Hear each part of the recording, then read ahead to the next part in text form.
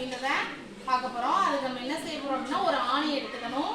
அந்த ஆணியை இன்னொரு காந்தத்தை சட்ட காந்தத்தை பயன்படுத்தி அதோட வடமுனை, இது என்னது ஒயிட் கலர்ல மார்க் பண்ணிருக்கிறது என்ன?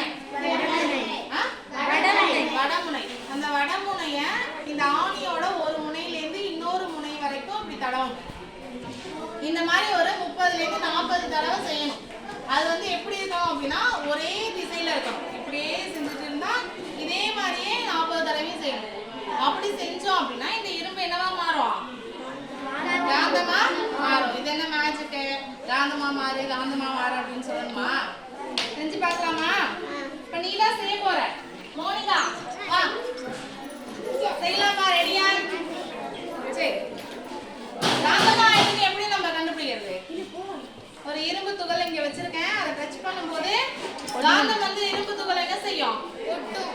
ஈர்க்கும் இல்லையா? அப்ப ஈர்க்குதான் நம்ம செக் பண்ணி பார்க்கலாம். இப்ப மோனிகா தான் இந்த சோதனைய செய்ய போறது. மோனிகா இதை பிடிச்சுக்கணும். பிடிச்சுக்கிட்டு ஒரே டைரக்ஷன்ல ஒரே முனையை வச்சு செய்யணும். ஆமா 40 தடவை. கவுண்ட் பண்ணலாமா? இங்க வச்சுக்கோ, எல்லாருக்கும் தெரியுற மாதிரி.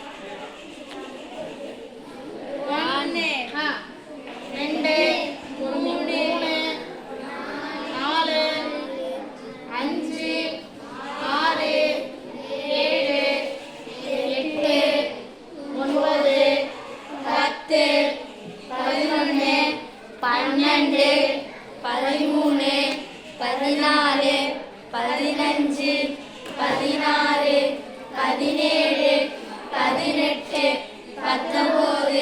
20 21 22 23 24 25 26 27 28 29 30 31 32 33 34 35 36 37 38 39 40 முறை செஞ்சாச்சு. காந்தமா மாறிட்டான்னு பார்க்கலாமா? மாறிட்டா இருக்கு. என்னவா மாறி இருக்கு? காந்தமா மாறி இருக்கு. இந்த காந்தத்தன்மை வந்து ரொம்ப நேரம் நீடிக்குமா? நீடிக்காது. இதை வந்து என்ன காந்தம் இப்போ இந்த ஆணியை நம்ம காந்தமா மாத்திருக்கோம். அப்ப இது என்ன